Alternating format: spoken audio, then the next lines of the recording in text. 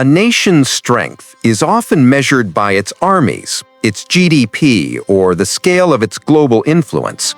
Yet when we look more closely, the real foundation of long-term resilience tends to come from somewhere else. It comes from the moral imagination of a people, the stories they preserve during hardship, and the values they're willing to fight for when the world around them begins to crack.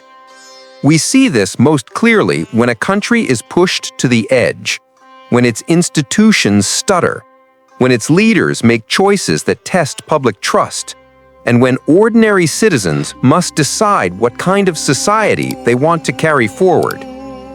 Few countries have lived through as many cycles of collapse, renewal, trauma, and revival as China.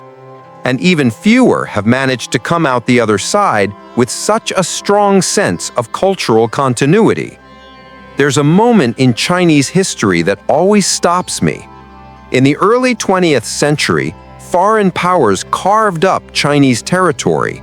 Warlords split the country into competing fiefdoms, and political authority was fracturing at every level. Yet at the same time, the country was giving birth to one of the most ambitious revolutions in modern history. It's one of those paradoxes that forces us to rethink what resilience really means. Welcome to Nations and Notions. I'm Professor Elias Hawthorne, and together we're exploring how values, ethics, and collective memory shape the fate of nations. Today, we're looking at the quiet engine behind China's endurance, not the geopolitical strategies or the economic reforms we usually discuss, but the cultural resilience that helped the country survive warlords, invasions, revolutions, famine, and ideological battles, while still emerging with a shared sense of identity. When we talk about China's rise, we often focus on economic reform after 1978. But if we pull the camera back, the more interesting story begins much earlier. The country's real superpower isn't economic growth. It's the ability to absorb crisis after crisis, rethink itself, and still hold on to a belief that China must continue, that the civilization is worth preserving even if the political system changes. As we trace the story of this resilience, we start with a moment that tested China more brutally than almost any other: the late Qing collapse. By the 1800s, China had been weakened by corruption, internal rebellions, and foreign pressure. The Opium Wars marked a turning point. The British victory wasn't just a military defeat. It shattered a worldview. For centuries, China had seen itself as the cultural center of the world. Suddenly, it faced the moral humiliation of being treated as a subordinate power. And yet, here is the first clue to China's resilience. Instead of surrendering its identity, China saw this crisis as a wake-up call.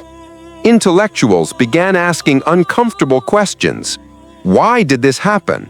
What values had been abandoned? How should the country reform? It was a moment where cultural confidence was shaken, but the desire for renewal remained alive. This moral introspection is something we see again and again in China's story, a willingness to confront failure without losing the belief that the civilization still matters. As the Qing Dynasty fell in 1911, China entered a period that looked almost apocalyptic. Warlords ruled through fear, foreign armies occupied entire regions, and violence became routine. Yet during this chaos, something remarkable was happening. Students, writers, and reformers were meeting in tiny apartments to discuss new political ideas. Newspapers and pamphlets carried debates that reached millions. People were arguing not only about power, but about what it meant to be Chinese in a broken world. This era, often remembered for instability, also gave birth to one of the most influential cultural movements in modern Asia, the May 4th movement of 1919. It was led by young people who felt their nation had been humiliated at Versailles. But what made the movement powerful wasn't just anger. It was a moral awakening. These students believed the country had to rethink its values from the ground up, replacing blind tradition with reason, science, and new forms of social responsibility. There's a detail about the May 4th generation that always surprises people. Many of the young revolutionaries were not pushing for a complete rejection of Chinese culture. Their journals and speeches show something more complex, a desire to reform society without losing its ethical core. They believed the country's ancient moral traditions, especially ideas about social harmony, duty, and collective responsibility, could serve as a foundation for renewal. This is the second major thread in China's resilience. Even when rejecting old systems, Chinese thinkers still return to the idea that culture must serve as a moral anchor, and this anchor helps explain how China kept its sense of unity through decades of political upheaval. When the Japanese invasion began in the 1930s, China was already fragile. The brutality that followed, the bombings, the massacres, the long years of starvation and resistance would have shattered many societies. But even under occupation, cultural networks stayed alive. Ordinary citizens passed messages through handwritten poetry. Teachers held secret classes in ruined temples. Families kept old stories alive as a way to remind their children that China wasn't gone, only wounded. One wow moment that stands out from this era is how literature became a quiet form of resistance. In Shanghai, during the harshest periods of occupation, bookstores would sell novels wrapped in plain paper to avoid censorship. These books weren't always political. Often they were just stories about moral courage or everyday kindness, but they helped people remember the deeper values that would outlast the invaders. By the time the war ended in 1945, China had lost more than 10 million lives. Yet the country still believed in its future. That ability to imagine a future after years of devastation, that psychological commitment, is one of the strongest proofs of cultural resilience we can find. As we move forward into the revolutionary period and the founding of the People's Republic in 1949, the story becomes even more complex. The Communist Party didn't just take political power, it tried to reshape culture itself, often with painful consequences. Campaigns like the Cultural Revolution tore apart families, destroyed historical sites, and attacked the very traditions that had sustained China for centuries. It was a decade of trauma, and to this day, the emotional wounds remain deep for millions. But here is the surprising twist. Even at the height of ideological chaos, many people quietly preserved the things they valued. Families hid forbidden books behind false walls. Teachers disguised moral lessons in harmless stories. Grandparents whispered fragments of old poems to their grandchildren. Culture survived not because it was protected by the state, but because individuals chose to keep it alive in their private lives. This marks the third key dimension of China's resilience, the role of personal responsibility. When institutions collapse or become hostile, people often turn inward, strengthening their own moral worlds. And those small acts of preservation, a book, a story, a poem, become the seeds of future recovery. When China reopened to the world in the late 1970s and early 80s, these seeds finally had room to grow. The economic reforms launched by Deng Xiaoping transformed the country with staggering speed. But behind the economic miracle was a cultural revival. Traditions that had been suppressed for decades returned almost overnight. Confucianism reappeared in universities. Ancient festivals came back to life. Families restored old rituals and built new ones. This revival wasn't nostalgia, It was a form of psychological healing. After years of ideological turbulence, people were rebuilding a sense of continuity with their past. They were saying, in effect, we are still here, and we still recognize ourselves. And this brings us to a question that sits at the heart of today's world. What does China's cultural resilience mean for the rest of us? As we stepped into China's modern era, the story shifts from survival to reinvention. The country is no longer crawling out of disaster. It's actively shaping its own direction, blending old values with new ambitions, and negotiating the tension between rapid change and cultural continuity. That tension, the push and pull between tradition and transformation, tells us as much about China's resilience as any historical crisis. When China began opening to the world in the late 1970s, the reforms were practical on the surface. Loosen state control, encourage local experimentation, allow markets to function. But beneath those policy shifts was a deeper moral decision. After generations of upheaval, the country chose pragmatism over dogma. It decided that stability, growth, and national pride mattered more than ideological purity. That choice allowed the country to rebuild trust in institutions, though not without contradictions.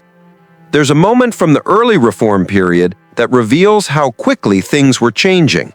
In the early 1980s, rural communities began opening small family businesses even before national policy officially permitted them. Local governments often looked the other way. The spirit was simple: we need to rebuild, let's not get trapped in rigid rules.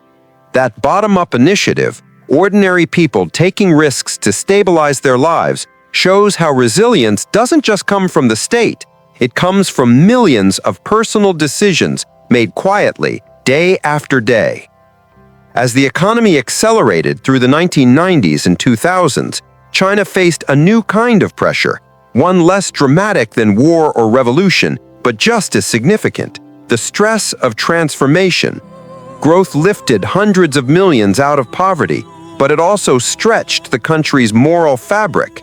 Urban migration broke apart traditional family structures. Inequality grew wider. Social trust was tested by corruption scandals and the speed of modernization. Yet even in this rapid, often disorienting period, cultural continuity surfaced in unexpected ways. When scholars looked closely at what motivated rural migrants during the early 2000s, they found something surprising. Many weren't driven solely by economic gain. They spoke about duty, the responsibility to support parents, educate younger siblings, and eventually return home to restore the family. That sense of obligation isn't new. It echoes centuries of Chinese ethics rooted in reciprocity, respect, and balance. Beneath the concrete and neon of modern cities, those older values were still quietly steering decisions. We see another example in education. As competition intensified, parents threw themselves into their children's schooling with almost overwhelming dedication. Critics often describe this as pressure-driven or rigid, but when we zoom out, we see a deeper logic. Education in China has long been tied to moral development. Historically, the imperial exam system wasn't just a test of knowledge, it was a test of character, discipline, and public responsibility. That connection between learning and virtue still shapes family priorities today. This comes with its own dilemmas. High pressure can turn into anxiety. Personal ambition can overshadow community needs. But the larger point remains. The drive to build a better life in China isn't just about material prosperity. It's about fulfilling a cultural vision of what a good person and a good society should be. Another wow moment emerges when we consider how China has absorbed global influences without losing its own character.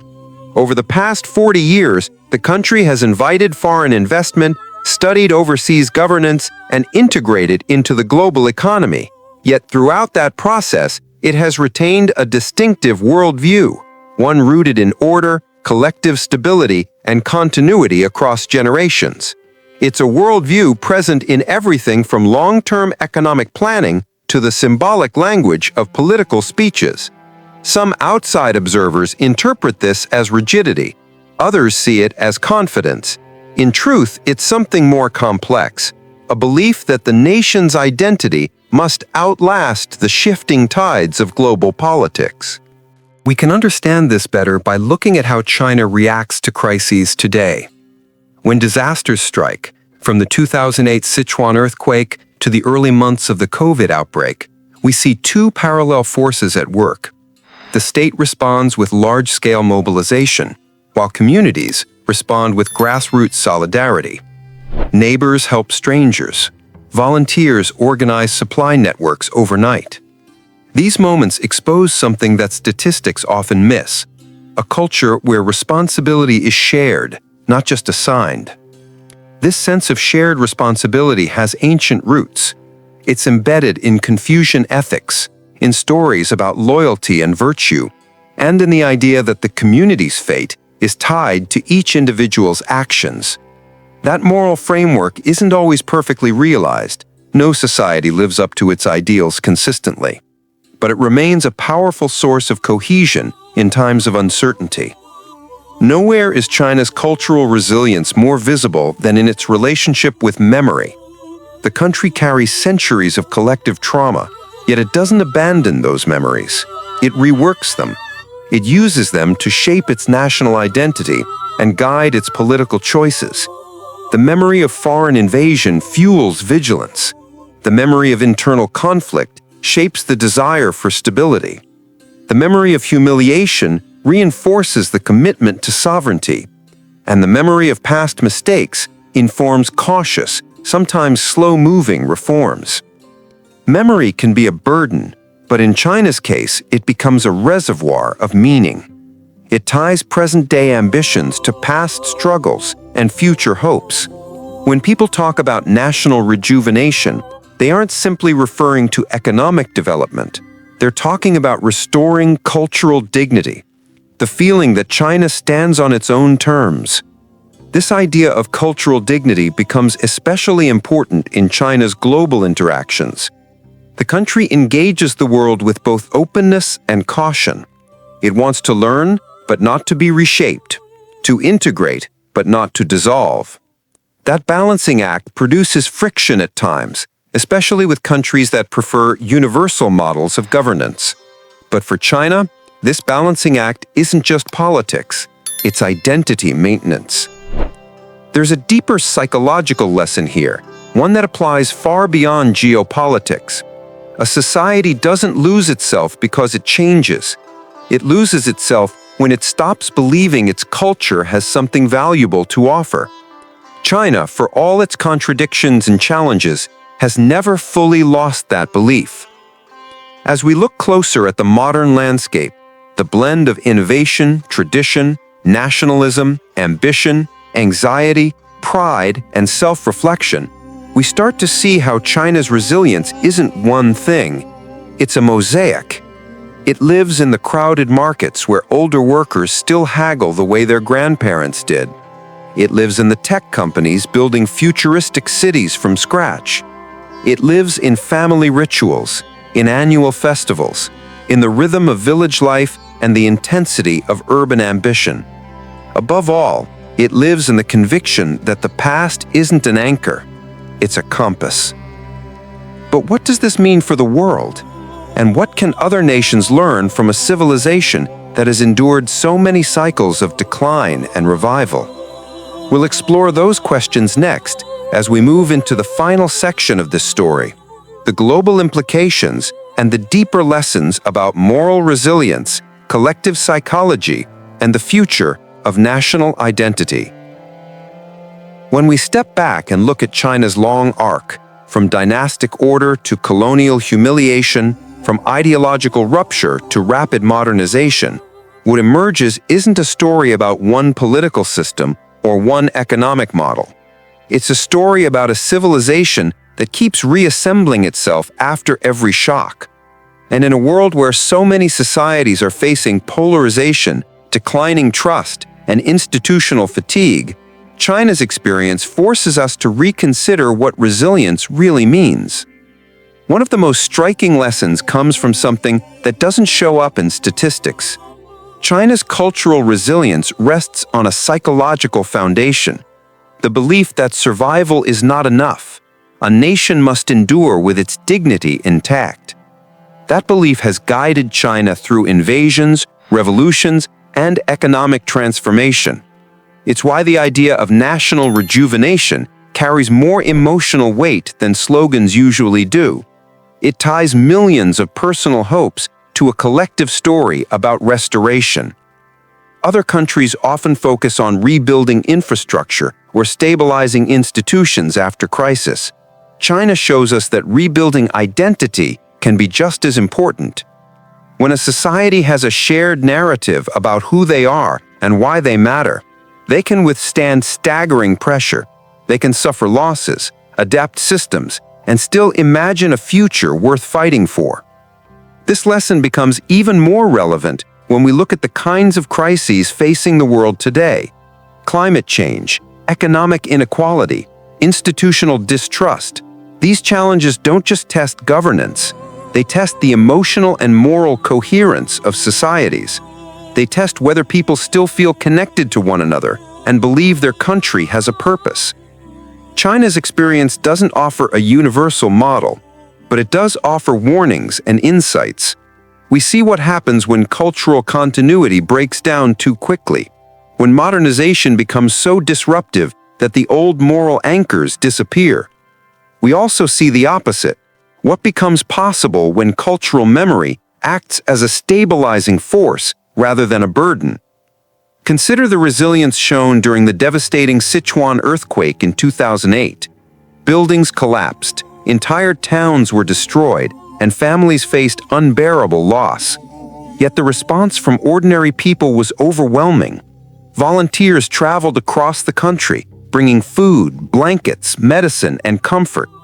Many had never done volunteer work before. They simply felt morally responsible to help, even if they had little to give. Those acts were spontaneous, not enforced. They reflected a cultural belief that community must come before individual convenience during moments of crisis. The world saw another example during the early COVID outbreak. Beyond the official response and strict public health measures, communities self-organized to deliver food to elderly neighbors, share medical supplies, and support overburdened hospitals. These quiet acts of solidarity echoed an old moral idea that survival depends not just on rules, but on collective care. This raises a powerful question for all of us. What holds a society together when institutions falter or when fear spreads faster than information? The answer is rarely found in political speeches or legislation. It's found in the underlying values people carry, the unspoken ethics that shape how they treat others when no one is watching. China's story also reminds us that resilience is never perfect. The country struggles with its own internal tensions, balancing control and creativity, unity and diversity, stability and openness. These tensions don't negate resilience, they reveal its complexity. Every society has to negotiate its own moral and political contradictions. Resilience comes not from eliminating them, but from navigating them without collapsing. One of the more surprising lessons comes from China's relationship with time. Western political systems often operate on short cycles: elections, markets, news rhythms. But China's political culture is built around long arcs, 5-year plans, decades-long development strategies, 50-year visions. This long-term mindset has its risks, but it also creates a kind of psychological steadiness. It allows the country to pursue difficult goals without constant shifts in direction, and it reflects a cultural preference for continuity over sudden rupture. For societies facing rapid change, this perspective offers something worth considering. Stability isn't simply the absence of crisis, it's the presence of direction. Another insight comes from how China handles contradictions, instead of trying to erase them. The country blends socialism with markets, tradition with modernity, collective identity with personal ambition. From the outside, these combinations can look messy or contradictory, but for China, they're part of a long tradition of synthesizing opposites, a habit that goes back to classical philosophy. Balance and adaptation, not purity, have always been part of the cultural logic. This way of thinking has helped China absorb external shocks without feeling that they threaten the core of the civilization. It also explains why the country can modernize at high speed without believing it must abandon its heritage. It's a reminder that resilience often involves flexibility rather than strict adherence to fixed categories. The final lesson we can draw from China's cultural resilience is more personal. It's about how individuals relate to their society. In China, responsibility doesn't only flow downward from institutions, nor does it rise purely from individual rights. It circulates. Families, neighborhoods, schools, workplaces all become extensions of the social fabric. When people believe they're part of something larger, they're more likely to endure hardship without turning inward or giving up. This isn't a uniquely Chinese insight, but China illustrates it at massive scale. As we bring this exploration to a close, it's worth stepping back to reflect on what China's story reveals about the fate of nations. A country's power can ebb and flow, governments can rise and fall, economies can expand or contract, but cultural resilience, the moral habits, shared memories, and guiding values of a society determines whether a nation fractures under pressure or finds the strength to rebuild. China's long survival isn't an accident. It's the product of a civilization that sees itself as a continuous effort, not a finished project. And that mindset can offer inspiration for societies everywhere. We don't need to replicate China's system to understand its lesson. The true takeaway is simpler. Nations endure when people believe their shared story is still worth writing. So we end with a few questions, not as a challenge, but as an invitation. What stories guide our societies today? Do we still share a sense of responsibility for one another? And when moments of crisis arrive, as they always do, will we fall back on fear and division, or will we draw on deeper values that remind us who we are? These are the questions that shape the future long after the headlines fade. And they're the questions that remind us why cultural resilience isn't just a historical curiosity. It's a map for how nations survive, recover, and rise again when the world around them shifts. Thank you for joining this exploration. Until next time, we continue seeking meaning where global morals meet modern realities, here on Nations and Notions.